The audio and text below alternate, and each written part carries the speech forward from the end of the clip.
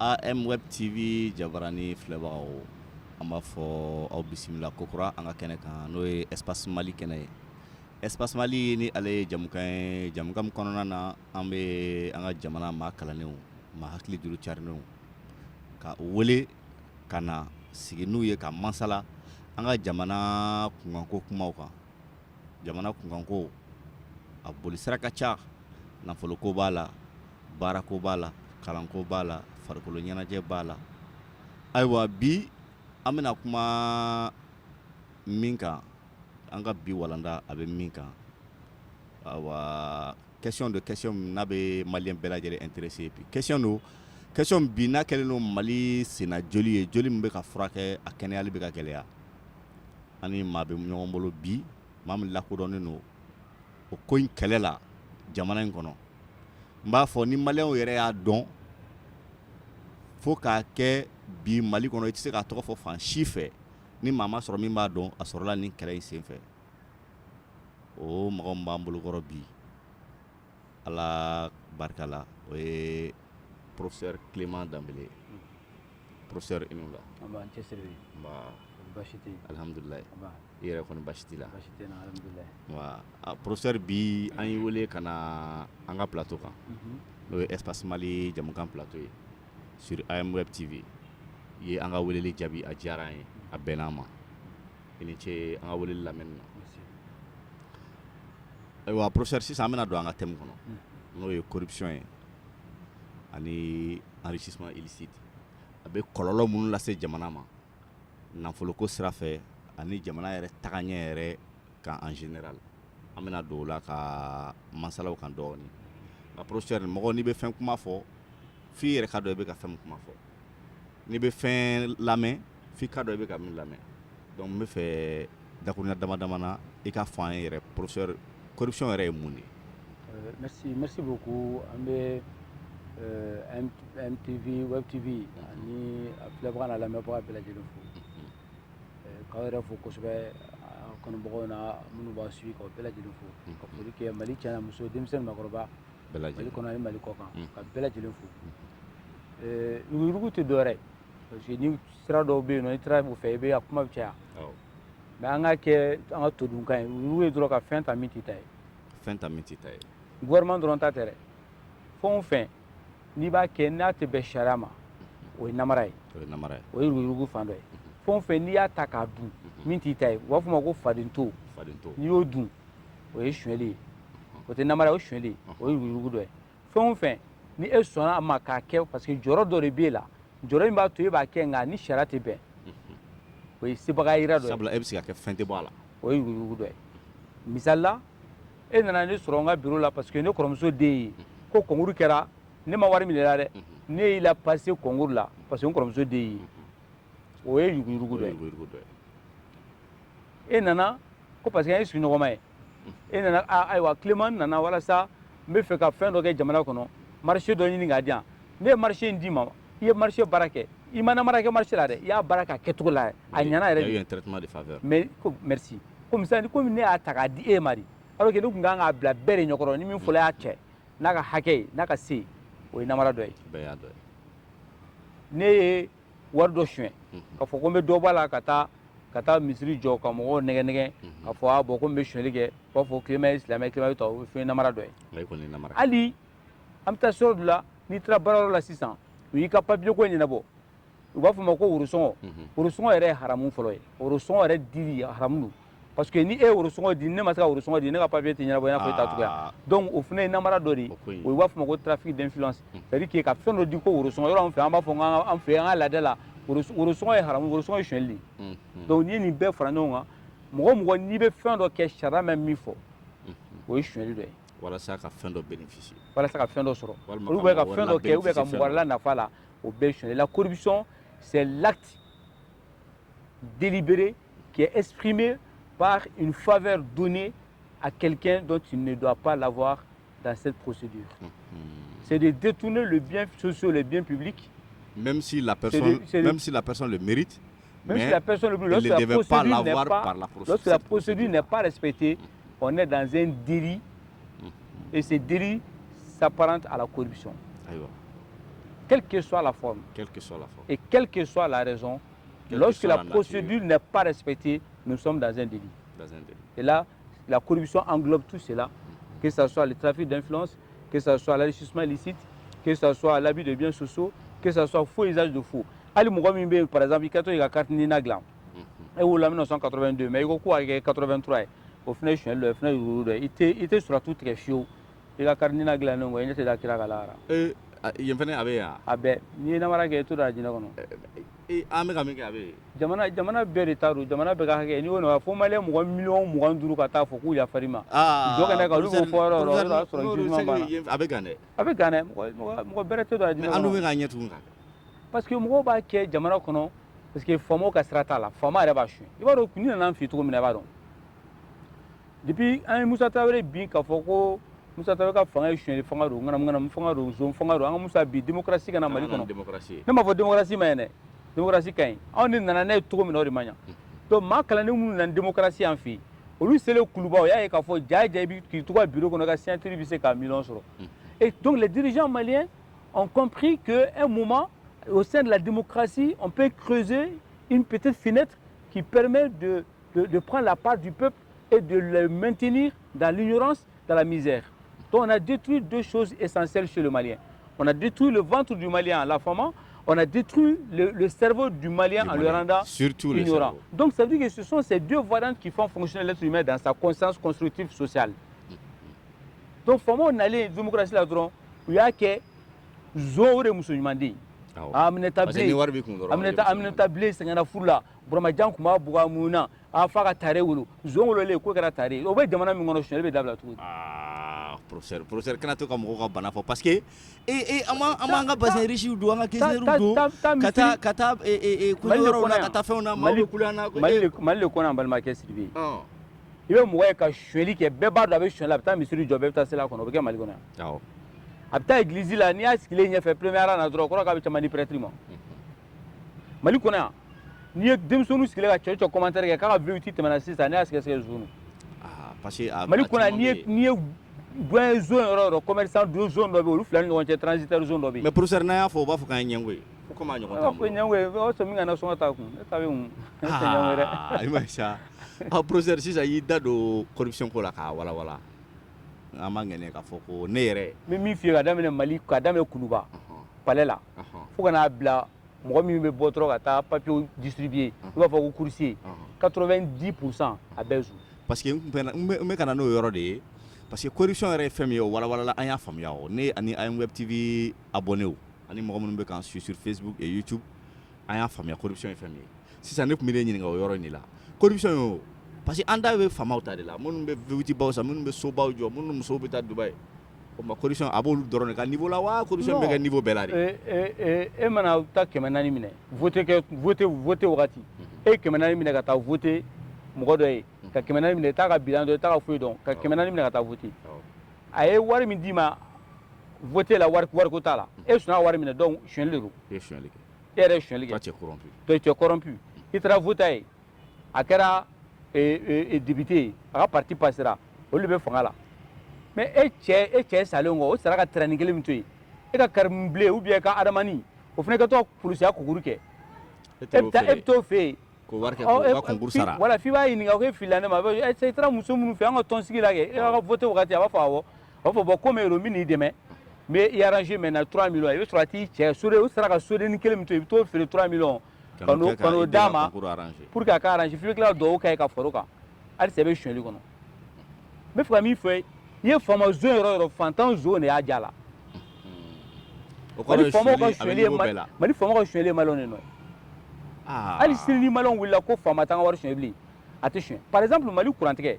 mali fantan no non tani courantike ni fama ka groupe mena na ka quartier ko atara da Congo ka fo groupe faka su kolenu ante selema ka no groupe faka na afra na shira dibila sini ngene abta énergie du mal abta nyini ni fama be shira dibila singa ni finteni yoro fama ni climatiseur tout bolo ani yele wala ko papi ni mami jeune no ka shira kashi ani mimi nu ni dugu jara abta nyini mais ko ifanta o be to dibila ka groupe be shika mene ngote fen fo allez refle be continuer donc mali chweli fanton ko chweli o fanton no no te fanton ka franyo na fanton chweli abe bon maintenant John be chweli ke ɲininkali gɛlɛn dɛ. I bɛ jakarta tigi min tɛmɛtɔ ye n'a bɛ taa juma misiri la n'a ka jakarta ye ni vignette t'a bolo a yɛlɛla gabakuru fɛn fɛn kan bɛɛ y'a danga fo ka taa misiri la k'a danga ka segin ka bɔ misiri la parce que jamana ka wari tɛ mɔgɔ dɔ ta o jamana wari ye maliyɛn bɛɛ de ta ye donc maliyɛn mɔgɔ miliyɔn 25 minnu bɛ kɔfɛ minnu bɛ kɔnɛ la mɔgɔ miliyɔn 25 n'i ma jakarta 1,200,000 n'i ma vignette ta maliyɛn bɛɛ de ka wari don wa n'i yɛlɛla jakarta sanfɛ ka yɛlɛ gabakuru sanfɛ a bɛɛ b'i danga jɔ kɛnɛ kan i bɛ taa sɔrɔ hali baraji kelen tɛ yen i bɛ taa sɔrɔ i ka point bɛ négatif la i bɛ taa janama. Professeur c'est que professeur c'est sûr professeur parce que ne y'o de fɔ kuma daminɛ n ko professeur fila a bɛ to ka yɛlɛ mɔgɔw ka joli. ayi karamɔgɔ ɲininka o b'a f'i ye ne ta tɛ dɔ wɛrɛ ye ne taara karamɔgɔ ɲininka o ye nin fɔ ne ɲɛna n ko est ce que o jamana ka hakɛ jɔnni tɛ ko jamanaden bɛɛ n ko jamanaden bɛɛ ka hakɛ n'i m'a sara i ye silamɛ k'i tɛ silamɛ n ko n'i tɛ silamɛ i bɛ taa min k'i bɛ taa janama na ne m'a fɔ dɛ. Professeur mais est ce que n'o don est ce que maliyɛn bɛ don. bon ne bɛ n ta bɛɛ sara i b'a sɔrɔ i yɛrɛ b'i ta bɛɛ sara. Professeur ase a yɔrɔnin dɔw la ase an bɛ taa dɔn dɔn kɛ. Maliyɛn bɛ don a jɛnɛ na taa burusi kɔnɔ mɔgɔw bɛ nisɔngɔ sara halisa. ah oui. burusi kɔnɔ mɔgɔw bɛ vignette ta u tɛ contrôler san kɔnɔ burusi kɔnɔ mɔgɔw bɛ papier ta mais n'i sera duguba kɔnɔ duguba mɔgɔw ka sira t'a la an bɛ tile don o don k'an ka goudron man ɲi an bɛ tile don o don ji t'an bolo courant t'an bolo mais faamaw tɛ wari dilan u ka so koyi. mais n'i y'o fɔ dɔw ɲɛna u b'a fɔ i b'u di faamaw u b'a dun mais n'i y'a sara n'u y'a dun i bɛ b'u kama. faama joli gɛnna ka bɔ Mali la Musa Tarawele gɛnna ka bɔ fanga la ATT min ye Musa gɛn ATT gɛnna ka bɔ a la ATT bɔra kan a y'a min ATT gɛn a y'a minɛ ka t'o datugu san 7 i bɛ kan min yɛrɛ a y'a nɛgɛn ka ko ka fanga d'o ma i bɛ kan yɛrɛ fɛnɛ gɛnna ka bɔ a la. i bɛ kan nana i bɛ kan bolo kɔn bandaw nana badaw gɛnna ka bɔ a la Mutawari bɔra la a tɔ tora Choguel donc pour te dire que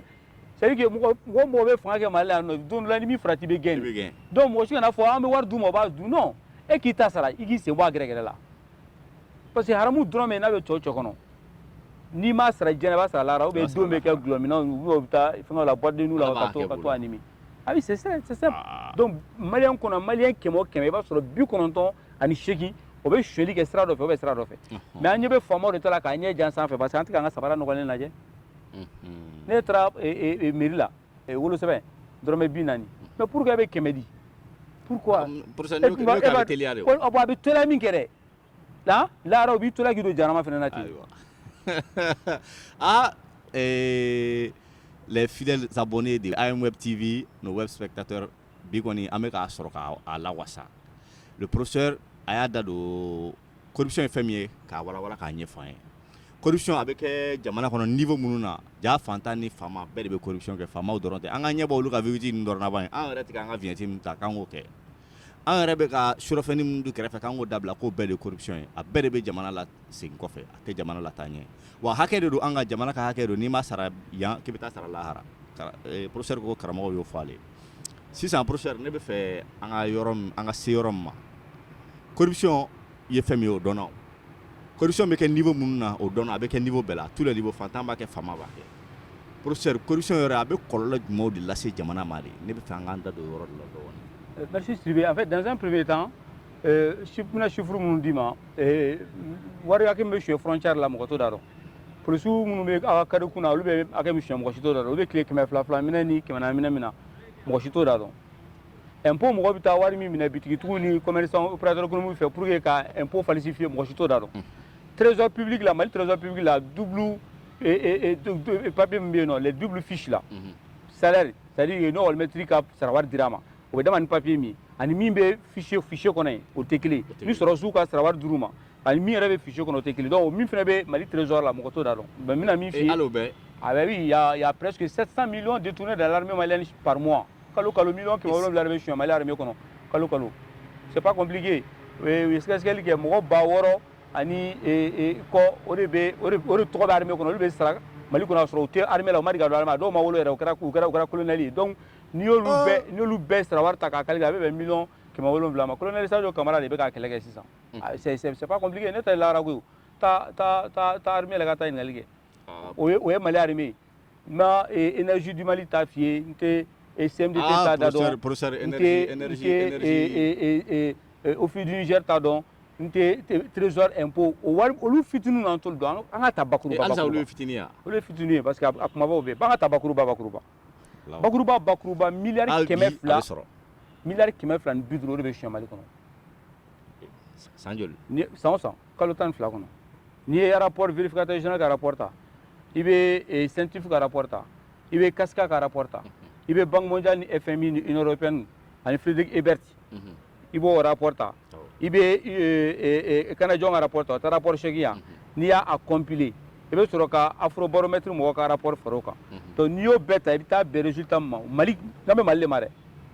komi ne bɛ baara kɛ Afrique an ka zone bɛɛ kan mais an ka Mali dɔrɔn ta a bɛ bɛn miliyari 200 ni miliyari 50 et san o san san o san o de bɛ suɲɛ Mali kɔnɔ. Professeur, mais est-ce que an bɛ bɔ nɔgɔ la miliyari 200 ni 50 bɛ suɲɛ Mali kɔnɔ san o san miliyari 1 a bɛ bɛn miliyɔn 1000 ma o n'i y'o fɔ an ɲɛna ne ye miliyɔn 110 non ne ye miyanka ye n'i y'a fɔ ne ɲɛna ko miliyari 1 miliyɔn 1000 bon ne t'a faamu a bɛ se a jate ka bon an ma an k'a kɛ dugumasira ye miliyari 1 a bɛ bɛn san 54 ani kalo 9 ni tile 20 don o don i bɛ 50 il faut calculer 1 milliard c'est 54 ans 9 mois 20 jours en raison de 50 000 francs CFA par jour et multiplié par 250 fois volé par an sur 12 mois ce qui sur l'économétrie ce qui correspond à 1143 ans de retard pour le Mali. Mais c'est quand on avancé c'est que 100 an bɛ segin an kɔ ni san 1000 ni san 100 ni san 43 Mali bɛ segin an kɔ n'o ye parce que san 54 ani kalo 9 ni tile 20 o sigiyɔrɔma 200 an b'o de o de bɛ fili o de bɛ fili Mali kɔnɔ o de bɛ dun k'o suɲɛ k'o ban maintenant suɲɛli bɛ évoluer Mali kɔnɔ sisan suɲɛli modèle kura dɔ bɛ fɔlɔ-fɔlɔ o tun b'a fɔ 20% u bɛ warimugubɔ ta ka taa bila u ka caisse non sisan suɲɛli fana modèle yɛlɛmana sisan Mali faamaw bɛ suɲɛli kɛ cogo di u kɛlen bɛ ka jeune dɔw de ta ka licence d'olu ma k'olu bɛ taa sanu san Dubaï sanu tɛ bɔ Dubaï dɛ sanu bɛ bɔ Kɛɲɛba de mais u bɛ taa san Dubaï c'est le blanchiment wari ɲagami cogo de don donc olu bɛ licence olu bolo k'u bɛ taa sanu san Dubaï donc u bɛ na n'a ye yan kɛ sanu bɛ bɔ anw de fɛ yan ka taa maaw fɛ Kɛɲɛba de sa mais olu an ta bɛ taa san Dubaï de ka na parce que blanchiment tɛ a ka wari ɲagami maintenant an ka faamaw n'u ye wari suɲɛ komi n'i y'a bila i ka compte la a bɛ ye n'i tora k'a bila magasin kɔnɔ k'a da sɔgɔ n'i n'i ka kɔɲɔmuso kɛlɛla a b'a yɔrɔ fɔ n'i y'a bila i ka compte la ni kasokɛ yalayatɔ bɔr'o kan a b'i minɛ donc mun de i bɛ mun de kɛ i bɛ jeune dɔ ta commerçant jeune dɔ ta ou bien un jeune sans emploi i b'i jija ka licence d'o ma o bɛ taa Dubaï ka taa sanu san n'i ye wari suɲɛ dɔrɔn i b'a bɛɛ d'ale ma ale bɛ taa Dubaï ka taa sanu san n'a nana ni sanu ye maintenant a bɛ sanu d'e ma i bɛ sanu bila bɔgɔdaga kɔnɔ an ka foro ninnu i bɛ faamaw ka foro la kɔnɔna tila bɛɛ sanu ye n'i ye détecteur métaux ta a bɛ kule bolo f'a bɛ tiɲɛ kelen bɛ ka a bɛɛ kɛ dingɛ-dingɛnu ye k'a bɛɛ kɛ bɔgɔdaga ninnu kɔnɔ sisan professeur bɛna kɛ an bɛ to ka piki ni pelu ta sufɛ ka taa n'i taara i bɛ sanu sɔrɔ sanu min bɛ yen a tɛ Kɛɲɛba dingɛ kɔnɔ Allahu akbar donc u bɛ o sanu de suɲɛ parce que n'i m'a kɛ ten ni i ka muso kɛlɛla dɔrɔn en cas de divorce yɔrɔ faama n'u ka furu tɛ mɛn donc cas de divorce dɔrɔn a b'i balancer a bɛ taa suma don a la bon sisan n'i y'a kɛ bɔgɔdagani kɔnɔ i bɛ taa bila i ka foro cɛmancɛ la il faut aujourd'hui aller à ce niveau avec des détecteurs de métaux ka taa foro kɔnɔna la ka taa ɲini n'i y'o kɛ i bɛ mɔgɔw bugu ci dɛ non mais tu trouves c'est ça moi je te dis la vérité non mais professeur kumaw bɛ bɔ i da donc n'i ye Mali ta sisan 250 milliards de francs CFA a bɛ bɛn mun de ma 250 milliards a bɛ bɛn école 1000 ani 250 250 milliards c'est 1250 écoles pas salle de classe mais école école dans chaque école il y a 9 classes de la première à la 9e année pour recevoir 80 élèves tu fais le calcul cela correspond à 350 000 enfants scolarisés chaque année au Mali. Le Mali n'est pas un pays pauvre. Le Mali est fantastique. Mais on a appauvri le Mali. C'est un pays pauvrement géré. C'est différent. Parce que moi, je suis Mali est géré. Au lieu de Mali appauvri. Wari mbe shi Mali kono. Ni ya fara ɲɔgɔn kan san kelen. I bɛ ɔkɔliden 250 b'o de ɔkɔli la. A bɛ bɛn ɔkɔliso 1250 ma. Ɔkɔliden min bɛ taa ɔkɔli la san o san. Fantandenw a bɛ bɛn maa 250 ma. Mais professeur, n'i ko k'i t'a don kalan na, ni k'i b'a don dɔgɔtɔrɔso la. A bɛ bɛn dɔgɔtɔrɔso 1850 ma 1850 centres de santé comme les CESCOM pour recevoir 17 850 000 patients. Le Mali fait 18 millions. Donc, o kɔrɔ k'i bɛ Maliyɛn bɛɛ furakɛ. N'i y'a don dɔgɔtɔrɔso la a bɛ bɛn dɔgɔtɔrɔso 1850 dɔgɔtɔrɔso kelen bɛ mɔgɔ 50 de furakɛ san kɔnɔ. Donc a bɛ bɛn mɔgɔ 1,7 ani maa 150 ma. Ani maa 150 Maliyɛn bɛɛ kɛnɛyara. O kɔrɔ ko Maliyɛn bɛɛ bɛ furakɛ. Maliyɛn bɛɛ kɛnɛyara. An tɛ fantan jamana o suɲɛli de kelen bɛ ka jamana in ta tiɲɛ. N'i ko k'i t'a don dɔgɔtɔrɔso la k'i t'a don école la k'i b'a don siraba la a bɛ kilomɛtiri 2000 ani 50 2500 kilomètres o kɔrɔ k'i bɛ sira n'i ye san 5 sɔrɔ la o kɔrɔ Mali yɔrɔ bɔrɔ k'a daminɛ Kidali fo k'a bila Kayi i b'a bɛɛ kɛ sira ye. Goudron min ni wo tɛ bɔ a la dɛ a tɛ komi an ka sisan goudron ninnu dɛ wo tɛ bɔ min na. Est-ce que sisan ta nin ye goudron ye. non c'est en temps nous be manager do baga droga war mine ka du ko gitron bon maintenant ni bor e ñon som gusratini ne ngone gitron kan ni mbolo gitron kura dal ala ma livrer folo ka gitron mine ka kar ni mbolo ne rek climat ke yoron mo mi ne ko no bisa gitron kura ko ni kari ni camion yelo ko to ko bani ah ni camion ko obo camion camion ta resoro dugutigi ka buguso kono c'est pas possible donc maintenant ni ko kita do sra la qui va do dimsunu ka barako la comme chômage ko be mal là ça fait 70 000 emplois prends 250 milliards divisé par 70 000 après les charges tu tombes sur 250 000 francs CFA o ko ki be mo wa bidru to nga smigi e wa shegini andoni o ko ki be wa bidru di mari jeune bema mo wa bi lo la bodo do barala ça on ça mali kona pourtant chômage ba en fait c'est vraiment non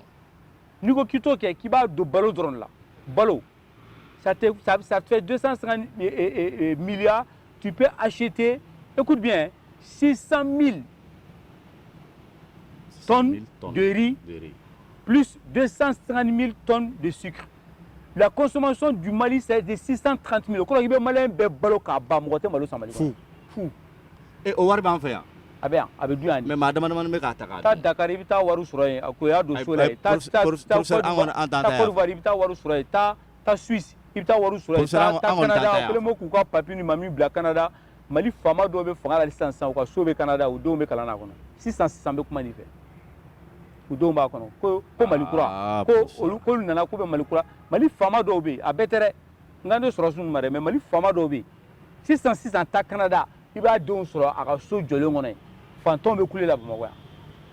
Fantôme be couler la Mali. Ta kolongo fantôme nunga war de taleno ko so injo. Ta kolongo ta jabali ta masina. Ali dumini ka soro ka du malo seno fo tise ko ka foro jeno se ka ta foro la.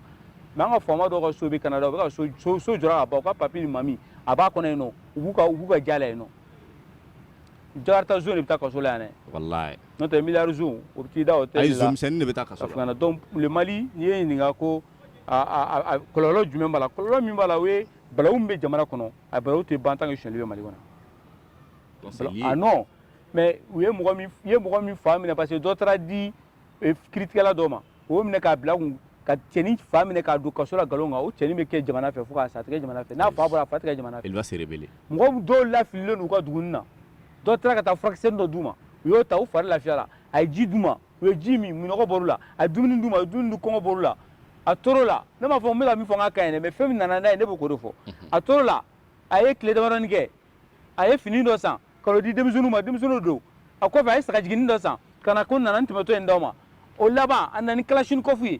abamne ko une frère je ne pas amener ko idée ngelendama am ta clair la am te saw ma wi am ko kishi fama juguru ma wala ba fa de ko wilingata bon Mali jihadisme kono bara ko nto mo tetu jarusu ko mais tant que kongo be mo la Mali kona tant que bana be mo la tant que akilna te mo kuna butaro mina utadu ba ke tugudi bala umbe Mali kona bala ute bantanga nga fama be fantan tadu Mali kona tant que kirijugu be tika Mali kona tant que fantan dugulo be minala tant que fantan de muso furu be sa parce que ko setayi tant que mo se guyira furake Mali kuna tant que ordonnance bi bulo wa woro be wa akema woro be sa ise guyira furake tant que ibe boy ka so fo ki si sur la ka sigi ite soro nyman clé herete jigi Mali kono parce que il va fo fama e kaka sera glan waye fama mi be jakarta sans faire fama mi be moto mobile souvent mais professeur e mi be 4x4 kono ay ata se ku sentir e ba fo ko 4x4 re ja e dingedi ata se ku sentir 4x4 re ja ni be fuka ale damu soro re fa ka du dingo kono ka bo e ba fo ko sera glan dugu ah ya ka gele e ba fo mo ka dotoro so glan ko dotoro so mai ko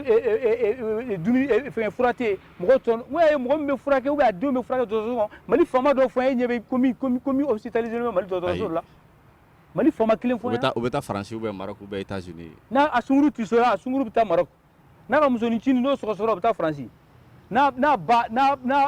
ba ko muraba bita États-Unis na le rebe fa ta visite ke dro ka ta la ni fe mala ni fe ta la bita Allemagne mais e ba fo to ke dotoro so abeta e ba fo ko jugo gela ba la waye mo mi no be jugo gela do mo te ji sanre atasa ala biro ko na jago ba mo bi ko na jago ba so jago ba te wardo la e ba fo ko orange do ferika forfait ka ou bien Malitel waye mo be unité sarari mo be unité re ni mo la o ba do ka gela no mo mi travailler million bi wolonvla ani dure kalo sans parler des petites affaires à gauche à droite non au sera fantan donc aujourd'hui le Mali est dans cet état de déliquescence totale où à un moment, quand on demande aux dirigeants de faire les hôpitaux, Ça, c'est tu parles aux dirigeants qui se soignent dans les hôpitaux. Les dirigeants maliens ne se soignent pas dans un hôpital malien. Non. Quand tu dis aux dirigeants maliens que les routes ne sont pas dans le bon état, tu parles à des dirigeants qui roulent dans les 4x4. Alors que l'aisance, même le plaisir des 4x4, c'est de rouler sur des routes qui ne sont pas en bon état. Quand tu demandes à nos dirigeants qu'on n'a pas d'eau potable, et ce sont des dirigeants qui consomment l'eau du peuple, ils ne consomment pas l'eau du peuple, ils ont l'eau comme il faut gratuitement, ils ont tout gratuitement, ils n'ont pas besoin de nous. Ces dirigeants ont le mépris pour le peuple malien, ils n'ont jamais aimé le peuple malien, ils ne vont jamais aimer le peuple malien. C'est pourquoi, à l'inverse, le peuple malien n'aime plus le Mali, le Malien ne croit plus au Mali, le Malien n'espère plus sur le Mali. Non. Donc il y a ces 3 éléments qui ont disparu sur le Malien parce qu'on a vidé la tête du Malien en lui faisant croire que le spectacle, le sensationnel a une importance. Aujourd'hui, quand tu dis aux Maliens que la Russie va venir, tout le monde va applaudir, la France va venir, tout le monde va applaudir, mais les gens oublient qu'on ne mange pas, les gens oublient qu'on n'a pas de route, les gens oublient qu'on n'a pas d'électricité, les gens oublient qu'on n'a rien. Mais on est plutôt pris dans les sensationnels. Oui. Et les dirigeants ont compris qu'il faut emporter le peuple dans les spectacles. Ils ont on est dans un cinéma. Il faut que au environnement de créer, aux situations de créer qu'à blaye pour que on kana miri fin wɛrɛ la parce que professeur y'a fɔ hein kɔngɔ bɛ mɔgɔ min na minɔgɔ b'a la sira t'a bolo bana b'a la a ma furakɛ o hakili tɛ jigin fangako la. Le Mali aujourd'hui c'est la guerre des ventres. Tant que kɔnɔbara in ma fa. Que ce soit le terrorisme, le djihadisme, l'insécurité, machin. C'est la guerre, c'est la guerre des ventres. Le Malien a faim. Mais comment le fait Sidibé? Comment le mɔgɔ la a bɛ sɔn fɛn bɛɛ ma? A bɛ sɔn fɛn bɛɛ ma. Kɔnɔbara in ka fa dɔrɔn. Ne fa tun bɛ to k'a fɔ ne ɲɛna ko kɔngɔ tɛ mɔgɔ si faga k'a danbe to a la. A tɛ sɔn fɛn fɛn ma a b'a bɛɛ kɛ. Bon kɔngɔ de bɛ Malien na. Mais Malien ka kɔngɔ tɛ Ala nɔ dɛ. Malien ka kɔngɔ ye Mali faamaw de ye kɔngɔ bila Malien na. Mali faamaw ka dunkojugu. Dunkojuguya. Ka tila ka Mali kalan tiɲɛ walasa Malien si kana sɔrɔ min ka kodɔn bɛ se ka bonya k'i miiri k'a fɔ k'olu bɛ min na sanfɛ. N'i yɛrɛ bɛ miiri komi ni Malien ye. N bɛ fɛn dɔ f'i ye bi. N'i bɛ baara kɛ jamana kɔnɔ domaine 5 de bɛ yen. Transport logistique, assurance banque, communication stratégique. N'i y'o kalan ninnu ta k'a lajɛ a kalan kelen tɛ yen min bɛ kɛ Mali université publique la. Pétrole et mine n y'a mɛn ko fana o daminɛna ko bɛ kɛ université dɔ la n tɛna tɔgɔ fɔ antenne kan mais a bɛ kɛ université privée dɔ la. Ça veut dire que n'i bɛ fɛ ka taa école publique la fantanden e bɛ mun de kalan kɛ socio-anthropologie o baara tɛ sɔrɔ yan. Sans juridique au baara tɛ sɔrɔ yan, lettres modernes au baara tɛ sɔrɔ yan, philosophie baara tɛ sɔrɔ yan, et géographie baara tɛ sɔrɔ yan, économie baara tɛ sɔrɔ yan. Baara minnu bɛ jamana yɛrɛ kɔnɔ n'i y'a kalan kɛ i bɛ sa i tɛ baara sɔrɔ dɛ. Mali université b'o de kalan kɛ donc fantandenw bɛ taa yen. Comme ça fantandenw tɛna fɔ ko u ma jamana m'u bila ka taa université la a ye taa université la mais a tɛ baara de sɔrɔ. A tɛ baara sɔrɔ parce que kalan tɛ yen. Filanan san o san Mali faamaw bɛ fɛɛrɛ dɔ de tigɛ. San 5 walasa ka Mali kalan tɔ cun ka taa fɛ. Sisan an bɛ article 39 ko de kɔnɔ. U t'a ɲɛnabɔ dɛ parce que olu denw bɛ école privée de la article 39 ko tɛ yen nɔ. N'o tɛ ni Mali faama den bɛɛ tun bɛ école publique la sisan sɔrɔ article 39 ko ɲɛnabɔ. A tɛ ɲɛnabɔ parce que faut pas que Ngolo ni Jini ɲagalen olu ka kun papi ni mami jo la. C'est la guerre organisée contre les pauvres au Mali. Donc mauvaise volonté. Mali faamaw bɛ fɛ ka Mali fantanw si la tunu de k'u ban pewu. U t'a fɛ an ka faamuya u t'a fɛ an ka bɔ nɔgɔ la. Film dɔ tun bɛ ko Ɲamantonw. Fo Kalifa b'a film na l'acteur la. A t'a fɔ a kɔrɔmuso ye kɔrɔmuso bɛ lemuruba feere kɛ a b'a fɔ kɔrɔmuso ye k'e bɛ kɛ ma ɲɔgɔnna ye ne bɛ kɛ buwa ɲɔgɔnna ye. Mali fɔra k'a ban pewu. Mali faamaw ka baara ye nin de. A kɛra politique sira ye o a kɛra sɔrɔsi sira o a kɛra commerçant sira o se bɛ minnu ye olu tɛ fɛ minnu se tɛ minnu olu ka kɛ fɛn ye donc fantan den bɛ se ka kɛ fɛn yɔrɔ jumɛn ka fantan ka faamaden da o ye kalan ye o ye kalan tiɲɛ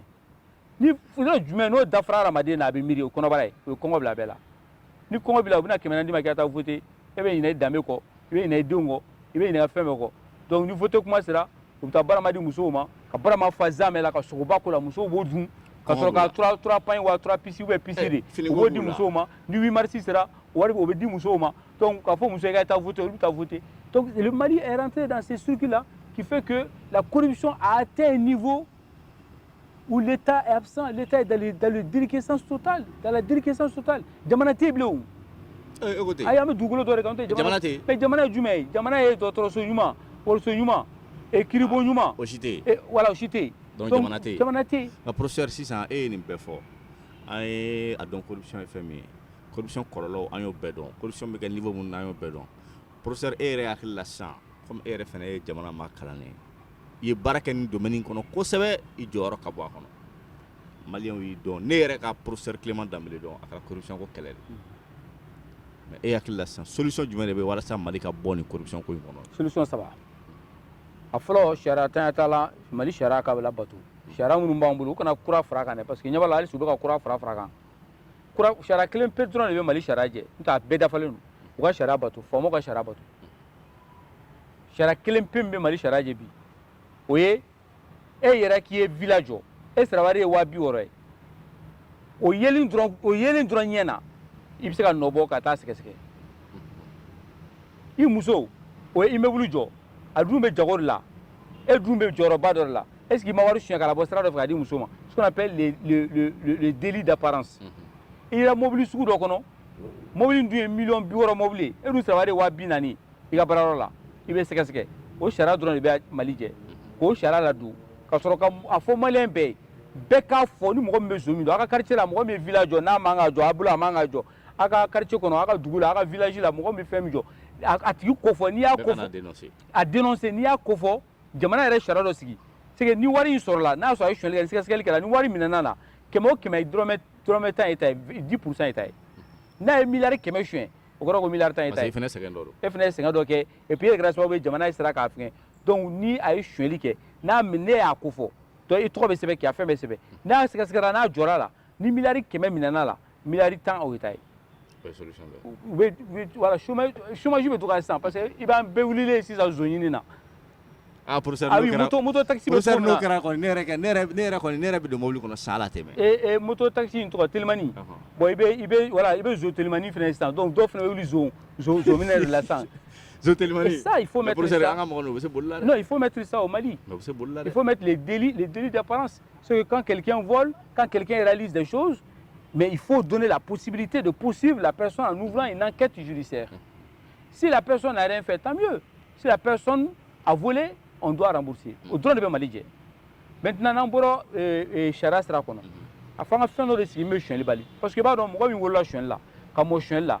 a ye muso furu suɲɛli la ka tila ka denw sɔrɔ suɲɛli la ale yɛrɛ bɛ ka taa iji la suɲɛli la a bɛ ka misiri jɔ suɲɛli la n'i ko k'a kɛ ala kama o ka suɲɛli dabila o ka ala ko suɲɛli n'i ko k'a ka danbe kosɔn a ka suɲɛli dabila o danbe ye suɲɛli donc i bɛ fɛn dɔ de bila min b'a bali ka suɲɛli kɛ ça veut dire que an ka système dɔ bila yen n'o ye informatique ye il faut digitaliser il faut informatiser notre système de gestion administrative et financière au Mali pour empêcher pour la traçabilité des actes administratifs financiers judiciaires au Mali a kɛra sɛbɛnko sira fɛ o a kɛra sariya sira fɛ o a kɛra wariko sira fɛ o n'i bolo maga la dɔrɔn a bɛ dɔn k'a fɔ ko e de y'a kɛ duguna t'a la ni bigi ye dɔrɔmɛ 25 ye dɔrɔmɛ 25 ye n'i ye bigi san 30 dɔrɔn machine yɛrɛ b'a ban parce que a fɔra machine ye ko 25 don a tɛ sɔn ka 30 minɛ k'i to ministère la ni DFM ko k'a b'a prix don a tɛ don o ye kelen ye filanan ni DFM ko k'a ye bigi 30 san ni kalo 3 ma dafa a tɛ se ka bigi san bilen n'a ko k'a bɛ bigi don machine b'a fɔ ko bigi délai min fɔra ale ye bigi kelen kan ka kalo 3 de kɛ k'o délai ma dafa donc ale tɛ bigi san bilen o kɔfɛ n'a ye sanni kɛ commande kɛ a ka bila internet ka bɔlɔlɔ kan bɛɛ k'a ye e b'i tu ka so ne bɛ n ka tɔ so bɛɛ b'a dɔn bi ko nin ministère ye nin sanni kɛ a sanna nin wari hakɛ de la a sanna nin cogoya de la wa a commande passera Bintu Bilen de ma ou bien Aminata Dia de ma pour que bɛɛ k'a dɔn est ce que Aminata Dia ni Bintu Bilen est ce que olu bɛ se ka marché kɛ n'olu tɛ se ka marché kɛ entreprise min y'a miiri k'u namara la n'u ye plainte don dɔrɔn marché bɛ bloqué ni marché bloqué la fo tribunal de k'a sɛgɛsɛgɛ k'a lajɛ est ce que marché kɛra a kɛcogo la ni tribunal b'o lajɛ tuma min na commission dɔ de bɛ yen o b'a lajɛ n'o commission y'a lajɛ n'olu y'a dɔn k'a fɔ ko sɛgɛsɛgɛ b'a la olu b'a dɔn a ta tribunal la nin bɛ dɔ bɔ suɲɛli la est ce que nin t'a ban a sabanan ni mɔgɔ o mɔgɔ ye suɲɛli kɛ fɛn fɛn b'i bolo k'a bɛɛ minɛ o dɔrɔn hali i den ka kusi a bɛ kusini min don awɔ o bɛ feere dɔrɔmɛ 5 a bɛ kusini min don k'a bɛɛ minɛ la an t'a si to yen u ka n'u taara dɛrɛni sɔrɔ yen u ka kusi bɔ a la ka taa n'a ye jamana ta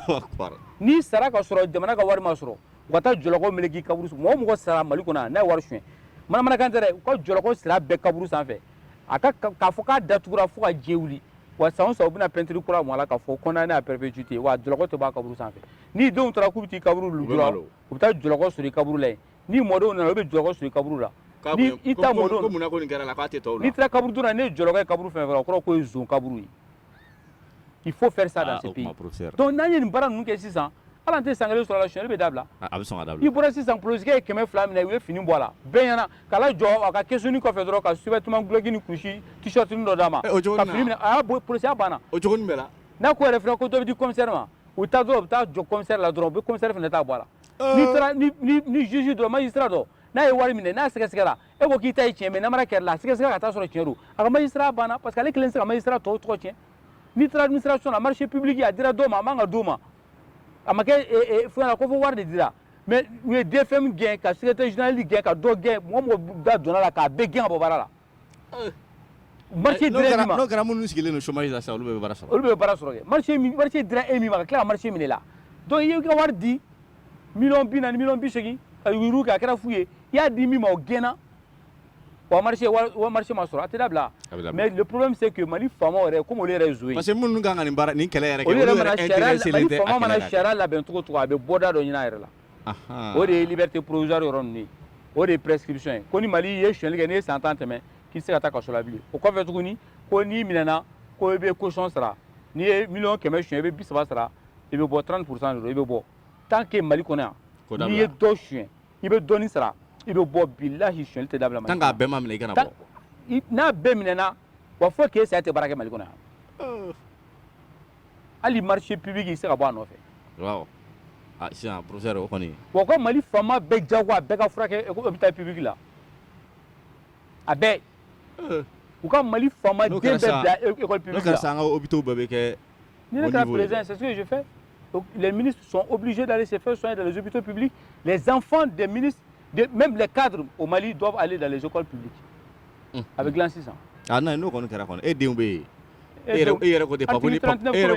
tɛ Papuni Mamini ani Mami jaune donc ani Mimi tant que olu kɔni bɛ yen tant que olu bɛ yen non i b'a ye sisan a bɛ dilan yan donc notre problème aujourd'hui c'est que on a deux pays il y a le pays des riches des bourgeois corrompus il y a le pays des prolétaires qui sont piétinés dans la boue de la déchéance Mali ye fila de ye fantanw ni fantandenw olu bɛ tɔɔrɔ olu b'a muɲu a bɛ ko la olu tɛ se ka kuma parce que ko se t'u ye faamaw olu b'u sago kɛ mais faama ninnu man ca fo fantanw de ka fara ɲɔgɔn kan ka kɛ jamakuluba ye k'a fɔ an tɛ sɔn bilen an ka suɲɛ an tɛ sɔn bilen nkalon ka tigɛ an tɛ suɲɛ namara ka kɛ donc an ka baara y'o de ye k'a fɔ fantanw ye a yir'u la f'u ka sɔn don dɔ la k'a yira k'a fɔ ko se b'olu de parce que olu ka ca démocratie kɔrɔ de ko jama jɛ fanga jama ka ca yɔrɔ min na a ka girin ye nin jama ka ca yɔrɔ min na a ka girin ye nin ye professeur nin bɛ an se an ka jamukan kuncɛyɔrɔ la sabula sanga min b'an bolo o sanga dafa la bi i n'a fɔ n y'a fɔ émission daminɛ na cogo min na an bɛ espace Mali de kɛnɛ kan sur AM Web TV ani professeur Clément Danbele de bɛ ɲɔgɔn bolo anw bɛ ka kuma min kan o de ye yuruguyurugu ye yuruguyurugu yɛrɛ ye mun ye a bɛ kɔlɔlɔ jumɛn se jamana ma a bɛ kɛlɛ cogo di wa n'a kɛlɛla jamana bɛ nafa minnu sɔrɔ professeur a y'a da don ninnu bɛɛ lajɛlen na k'a walawala an b'a ŋaniya k'a fɔ ko mɔgɔ o mɔgɔ bɛ ka an suit AM Web TV Jabaranin sanfɛ Facebook kan walima an ka chaîne YouTube kan k'a fɔ ko a bɛɛ lajɛlen ye faamuyali sɔrɔ nin na halisa an b'a fɔ a ye an ka publication il faut les aimer les partager et faites vos commentaires k'a ka suggestion kɛ o b'a to anw an b'an ka baara améliorer o b'a to aw fɛnɛ an bɛ produit ɲuman di aw ma professeur n bɛ fɛ k'i ka foli laban di an lajɛbaga ma Mali kɔnɔ ani Mali kɔ kan an ka jamu ka ɲɔngari o kan alors n ka foli laban o ye n'i taara Hindu jamana kan an b'a fɔ o ma ko Hindu jamana kan les Assyriens mais sisan pour que an ka faamu Hindu jamana kan n'u bɛ taa sama minɛ na u tɛ sɔn ka sama belebeleba minɛ u bɛ sama denninw de minɛ n'u nana ni sama dennin ye u b'a sen siri bɔlɔ la n'u y'a sen siri bɔlɔ la u b'a to sama b'i sama a tɛ se ka taa a bɛ kule a bɛ kasi a bɛ fɛn bɛɛ kɛ f'a bɛna dɛsɛ a b'i da u bɛ dumuni d'a ma u b'a ko u bɛ ji d'a ma u bɛ juru siri a sen na sama min bɛna san caman kɛ a bɛ kɛ sama belebele fanga b'a la juru min b'a sen na juru in bɛ toli mais i b'a jateminɛ sama in tɛ bɔ a nɔ na bilen sama in b'i da n bɛ ka min f'i ye n yɛrɛ ɲɛ de ye documentaire dɔ la yen sama in b'i da sama in tɛ bouger a tɛ foyi kɛ u bɛna dumuni d'a ma n'u ma dumuni d'a ma a tɛ se ka wuli a yɛrɛ ka taa dumuni kɛ